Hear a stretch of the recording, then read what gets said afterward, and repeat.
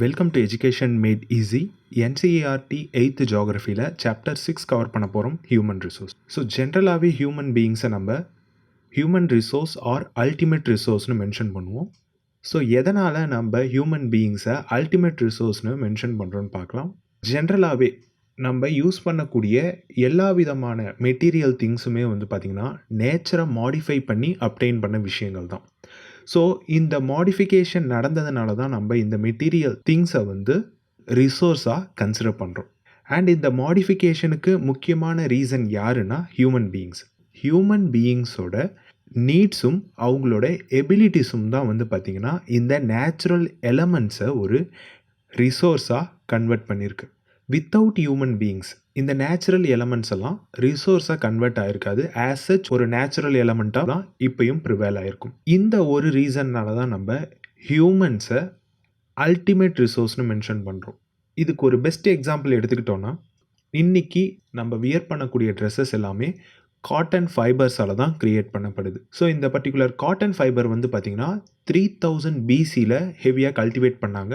So 3000 BCயில் தான் இந்த cotton originate ஆச்சா அப்படின்னு நீங்கள் பார்த்தீங்கன்னா இட்ஸ் நாட் லைக் தட். இந்த ஒரு பர்டிகுலர் க்ராப் பார்த்திங்கன்னா ஃபார் இயான்ஸ் எர்த்தில் ஒரு நேச்சுரல் எலமெண்ட்டாக ப்ரெசண்ட் ஆகி தான் இருந்துச்சு. பட் ஹியூமன்ஸோட வியரிங் நீடுக்காக இந்த காட்டனை எடுத்து அதில் இருக்கக்கூடிய ஃபைபர்ஸை செப்பரேட் பண்ணி கிளாத்தாக கன்வெர்ட் பண்ணியிருப்பாங்க. ஸோ ஹியூமன்ஸோட நீடும் அண்ட் அவங்களோட ability of changing the natural element into a resource, இந்த ரெண்டு விஷயம்தான் பார்த்திங்கன்னா காட்டன் அப்படிங்கிற ஒரு நேச்சுரல் எலமெண்ட்டை ஒரு ரிசோர்ஸாக கன்வெர்ட் பண்ணியிருக்கு.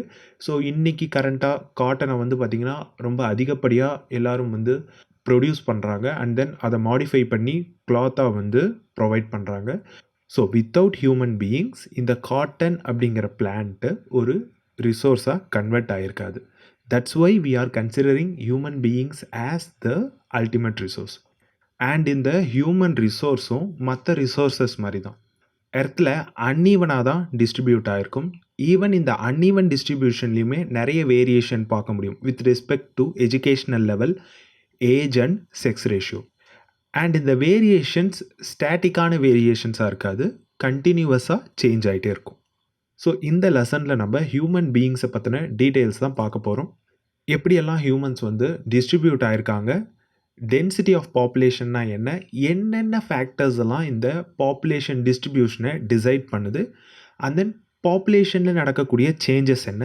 After that we are going to see some patterns which were present in our population change. ஃபைனலாக பார்த்திங்கன்னா பாப்புலேஷன் காம்போசிஷன் பார்ப்போம். ஸோ இதெல்லாம் தான் இன்றைக்கி நம்ம பார்க்கக்கூடிய டாபிக்ஸ்.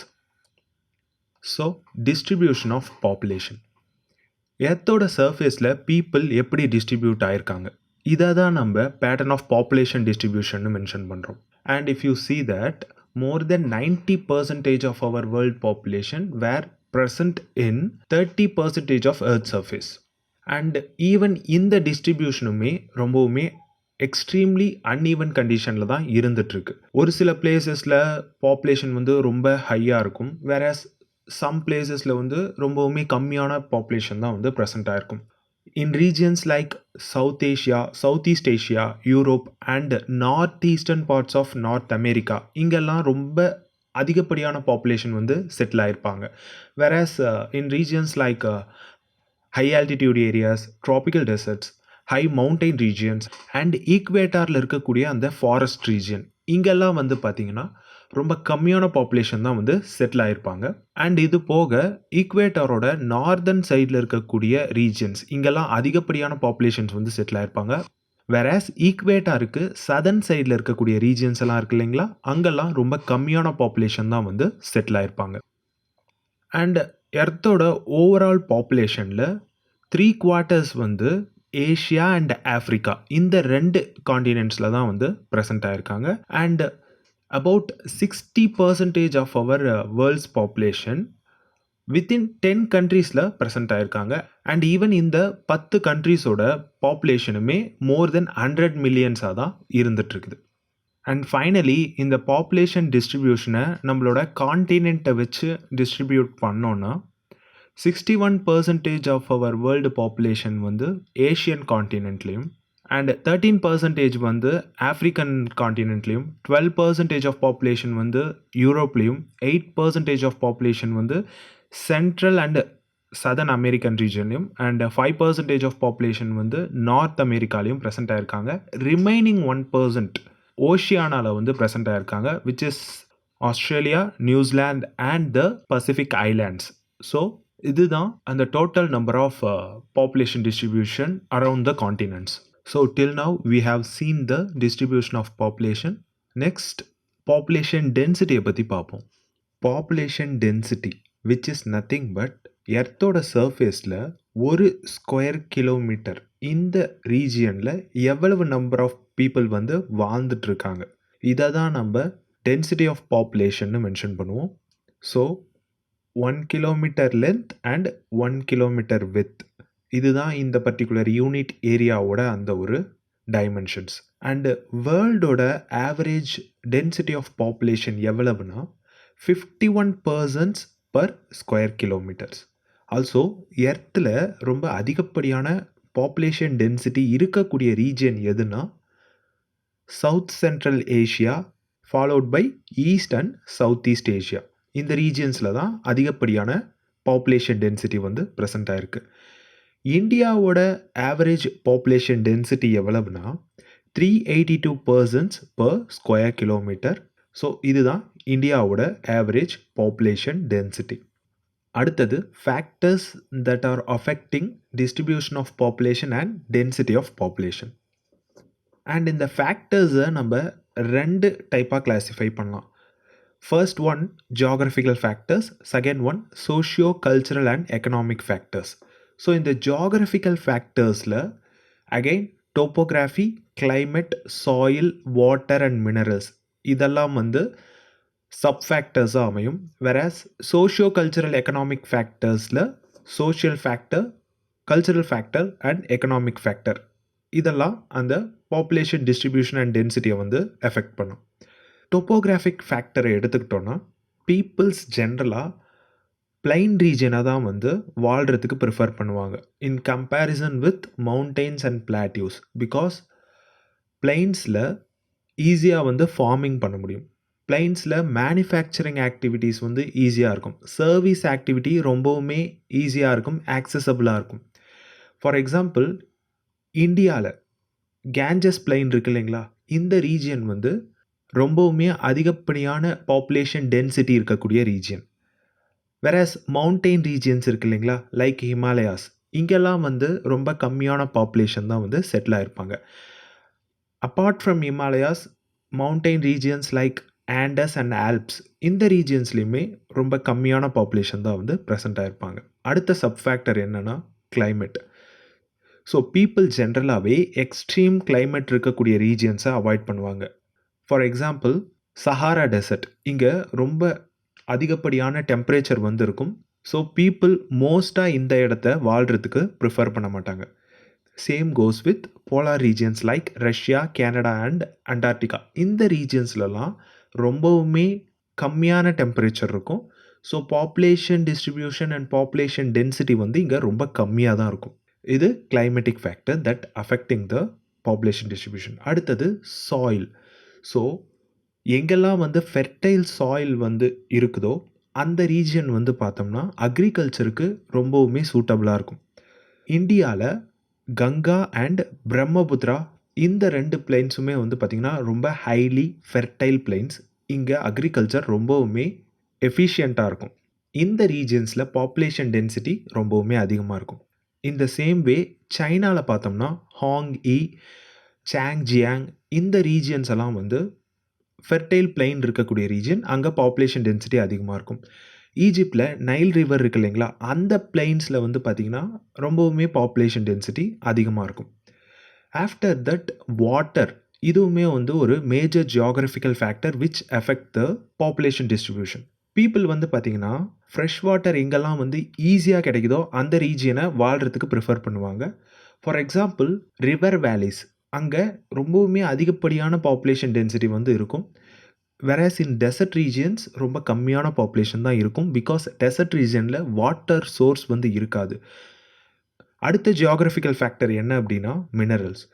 எந்தெந்த ஏரியாஸ்லலாம் மினரல் டெபாசிட்ஸ் வந்து ரொம்ப அதிகமாக இருக்கோ அந்த ரீஜன்ஸில் பாப்புலேஷன் டென்சிட்டி ரொம்பவுமே அதிகமாக இருக்கும். இதுக்கு பெஸ்ட் எக்ஸாம்பிள் என்ன அப்படின்னா, சவுத் ஆஃப்ரிக்காவில் டைமண்ட் மைன்ஸ் எல்லாம் இருக்கும். அந்த ரீஜனில் வந்து பார்த்தோம்னா பாப்புலேஷன் டென்சிட்டி ரொம்பவுமே அதிகமாக இருக்கும். வேறஸ் இன் மிடில் ஈஸ்டர்ன் ரீஜியனில் வந்து ஆயில் ரிசோர்ஸஸ் எல்லாம் எங்கே இருக்குதோ அங்கே வந்து பாப்புலேஷன் டென்சிட்டி அதிகமாக இருக்கும். பிகாஸ் இந்த பர்டிகுலர் மினரல்ஸை வந்து பீப்புள்ஸ் எக்ஸ்ப்ளாய்ட் பண்ணி அவங்க ஏர்ன் பண்ணுவாங்க. ஃபார் தட் அவங்க அந்த ரீஜியனில் வந்து செட்டில் ஆவாங்க. அடுத்தது socio cultural and economic factors.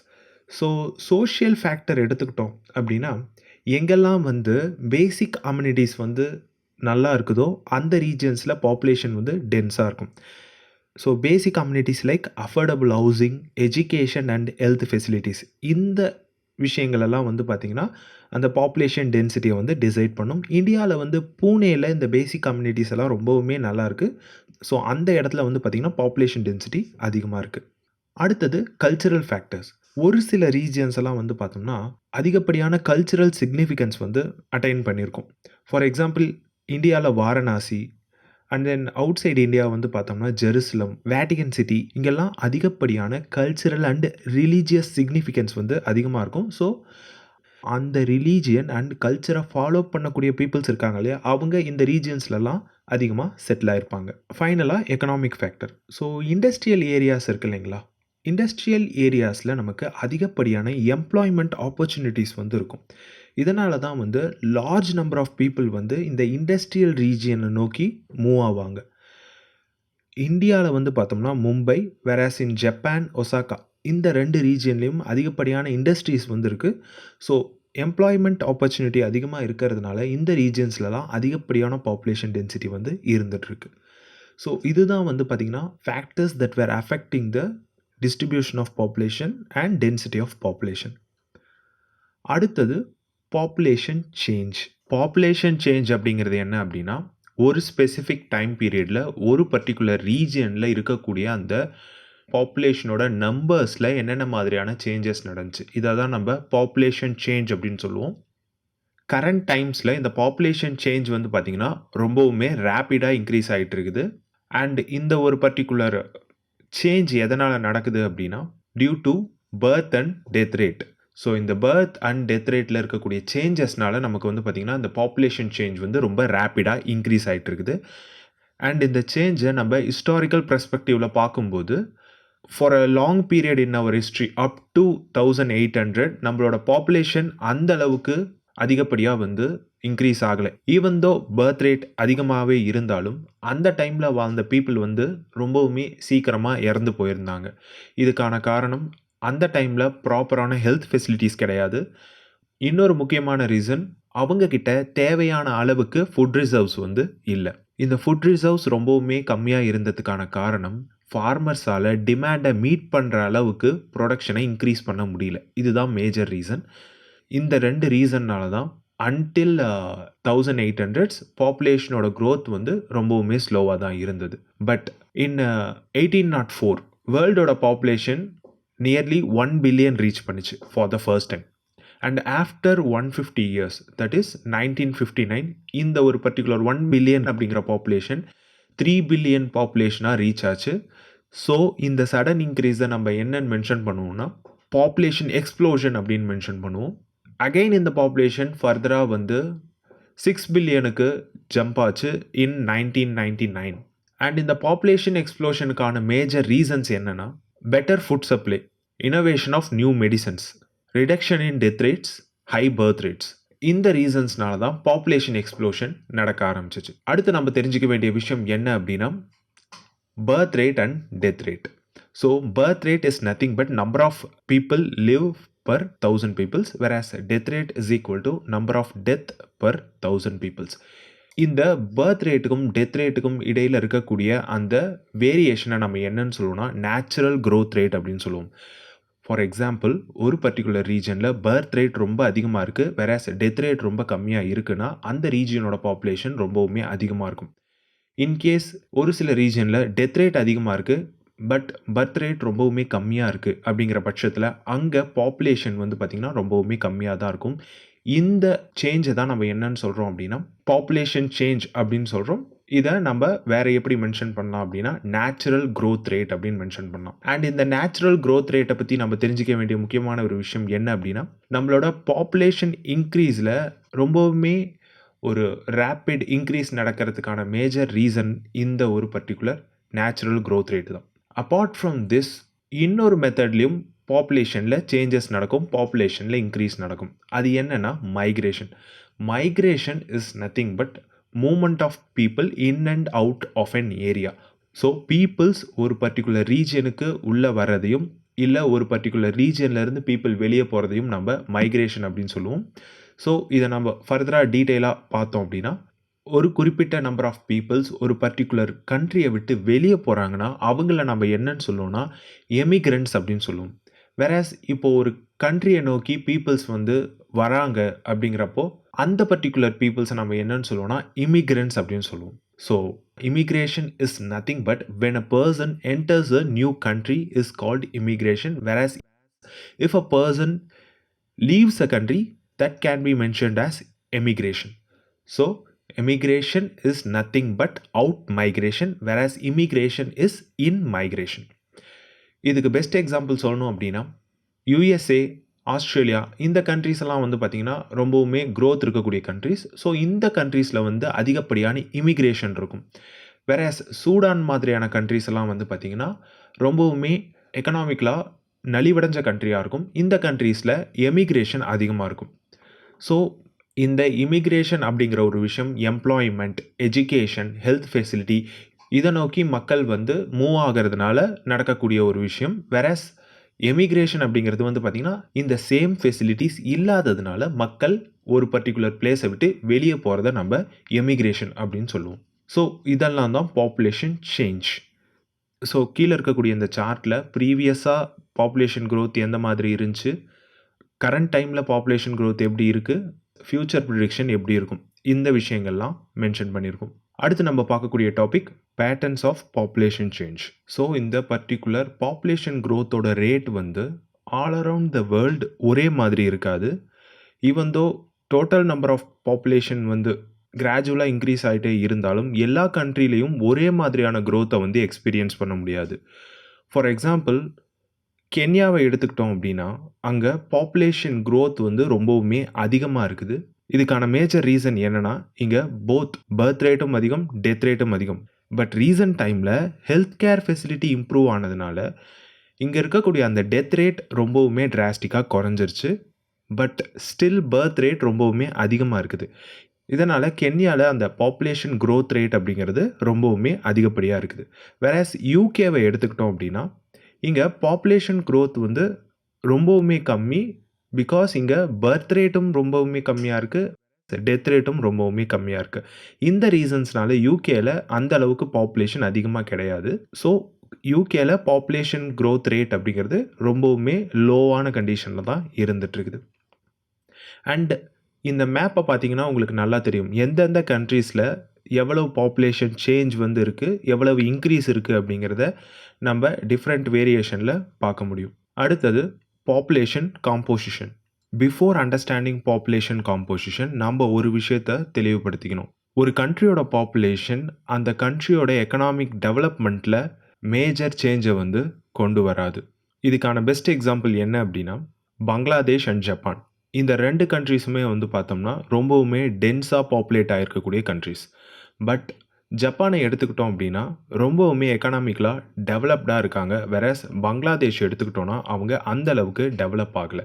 So ஒரு கண்ட்ரியோட எக்கனாமிக் டெவலப்மெண்ட் அப்படிங்கிறது அந்த கண்ட்ரியோட பாப்புலேஷனை பொறுத்து டிசைட் ஆகாது. ரேதர் அந்த கண்ட்ரியில் இருக்கக்கூடிய பீப்புள் ஆஸ் அ ரிசோர்ஸாக எப்படி ஆக்ட் பண்ணுறாங்க, எந்த அளவுக்கு பீப்புள்ஸை ஒரு ரிசோர்ஸாக யூட்டிலைஸ் பண்ண முடியும் அப்படிங்கிற க்ரைட்டீரியாவை பொறுத்து தான் அந்த பர்டிகுலர் கண்ட்ரியோட எக்கனாமிக் growth வந்து இருக்கும். ஸோ பீப்புள்ஸ் எந்த அளவுக்கு எஃபிஷியண்ட்டான ரிசோர்ஸ் அப்படிங்கிறத கன்சிடர் பண்ணுறதுக்கு நம்ம ஒரு சில குவாலிட்டிஸை செக் பண்ணணும். ஃபார் எக்ஸாம்பிள் ஒரு சில ரீஜியன்ஸில் பீப்புள் வந்து பார்த்திங்கன்னா அவங்களோட ஏஜில் சேஞ்சஸ் வந்து அதிகமாக இருக்கும், செக்ஸ் ரேஷியோவில் அதிக சேஞ்சஸ் இருக்கும், லிட்ரஸி லெவலில் சேஞ்சஸ் இருக்கும், ஹெல்த் கண்டிஷனில் சேஞ்சஸ் இருக்கும். அது போக ஆக்குபேஷன் அண்ட் இன்கம் லெவல் இது எல்லாத்துலேயுமே சேஞ்சஸ் வந்து இருந்துகிட்ருக்கும். ஸோ இந்த பர்டிகுலர் ஃபேக்டர்ஸ் எல்லாம் ரொம்பவுமே essential in order to identify the characteristics of that particular set of peoples. So இதை தான் நம்ம என்ன அப்படின்னு சொல்கிறோன்னா பாப்புலேஷன் காம்போசிஷன் அப்படின்னு சொல்கிறோம், which is nothing but the structure of that particular population. So இந்த பர்டிகுலர் பாப்புலேஷன் காம்போசிஷன் எதுக்கு ஹெல்ப் பண்ணுது அப்படின்னா, ஒரு பர்டிகுலர் கண்ட்ரியில் எவ்வளவு மேல்ஸ் அண்ட் ஃபீமேல்ஸ் இருக்காங்க, அவங்க எந்த ஏஜ் குரூப்பில் இருக்காங்க, எவ்வளவு எஜுகேஷன் அவங்க வந்து அக்வயர் பண்ணியிருக்காங்க, அண்ட் தென் என்ன மாதிரியான ஆக்குபேஷனில் அவங்க வந்து இன்வால்வ் ஆயிருக்காங்க, இந்த மாதிரியான விஷயங்கள் தெரிஞ்சுக்கிறதுக்கும், அண்ட் தென் அவங்களோட income levels and health conditions இதை பற்றியெல்லாம் தெரிஞ்சுக்கிறதுக்கு நமக்கு பாப்புலேஷன் காம்போசிஷன் ரொம்பவுமே ஹெல்ப்ஃபுல்லாக இருக்கும். இந்த பாப்புலேஷன் காம்போசிஷனில் இருக்கக்கூடிய இன்னொரு மேஜர் எலமெண்ட் பாப்புலேஷன் பிரமிட். இதை நம்ம ஏஜ் செக்ஸ் பிரமிட் அப்படின்னும் மென்ஷன் பண்ணுவோம். ஸோ ஒரு பாப்புலேஷன் பிரமிடில் என்னென்ன மாதிரியான விஷயம் இருக்கும் அப்படின்னு பார்த்தோம்னா, டோட்டல் நம்பர் ஆஃப் பாப்புலேஷனை அவங்க வேரியஸ் ஏஜ் குரூப்பாக வந்து பிரிச்சிருப்பாங்க. For example 5 to 9 years, 10 to 14 years, 19 to 15 years, 24 to 30 years and so on. So இந்த மாதிரி அவங்க பிரிச்சிருப்பாங்க. ஆஃப்டர் தட் பர்சன்டேஜ் ஆஃப் பாப்புலேஷனை அவங்க மேல் அண்ட் ஃபீமேல் அப்படின்ட்டு 2 கேட்டகரிஸாக பிரிச்சிருப்பாங்க.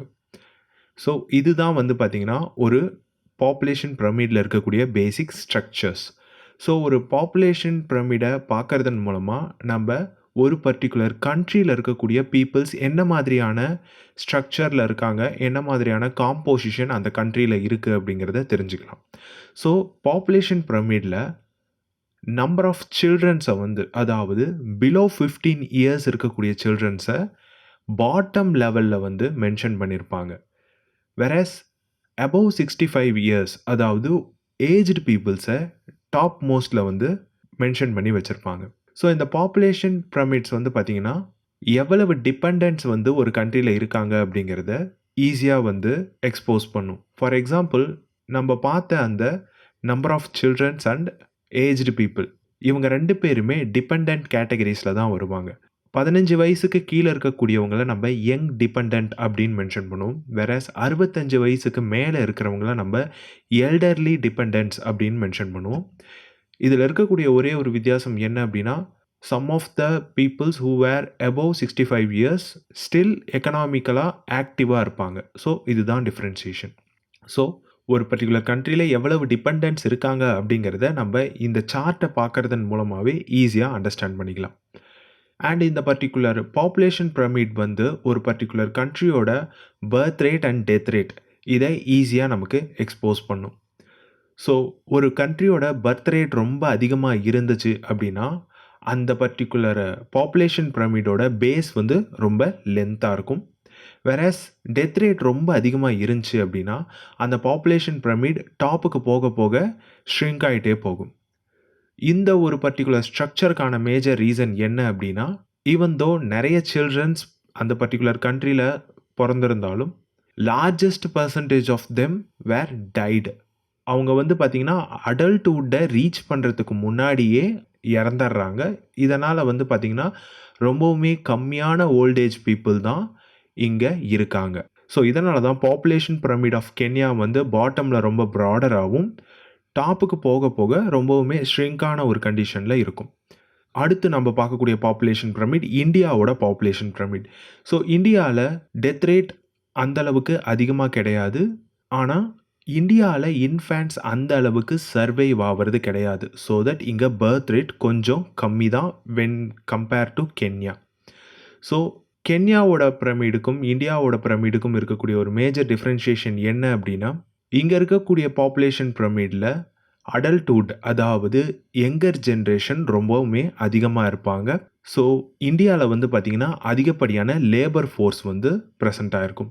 வெரஸ் ஜப்பானை எடுத்துக்கிட்டோம் அப்படின்னா ஜப்பானில் பர்த் ரேட் ரொம்பவுமே கம்மி. இதனால் பிரமிடோட பேஸ் அப்படிங்கிறது ரொம்பவுமே கம்மியாக தான் இருக்கும். ஸோ ஈவன் உங்களால் இதை பிரமிட் அப்படின்ட்டு மென்ஷன் கூட பண்ண முடியாது. இங்கே பர்த் ரேட் ரொம்ப கம்மி, அதே மாதிரி டெத் ரேட்டும் ரொம்பவுமே கம்மி. இதனால் என்ன ஆகும் அப்படின்னா ஓல்டேஜ் பாப்புலேஷன் வந்து அதிகமாக இருக்கும், யங்கர் பீப்புளோட பாப்புலேஷன் ரொம்பவுமே கம்மியாக இருக்கும். ஸோ இதெல்லாம் தான் population pyramid. So by reading this particular population pyramid we can able to understand the population composition of a particular country. So ஃபைனலாக வந்து பார்த்தோம்னா நல்ல skilled and hopeful young people ஒரு பாசிட்டிவ் நேஷனுக்கு ரொம்பவுமே முக்கியமான ஒரு ரிசோர்ஸாக இருக்காங்க. அண்ட் இந்தியாவில் வந்து பார்த்திங்கன்னா இந்த ஹியூமன் ரிசோர்ஸ் ரொம்பவுமே அதிகமாக இருக்குது, which will give us more opportunity for growth. So இதுதான் வந்து பார்த்திங்கன்னா ஹியூமன் ரிசோர்ஸ்.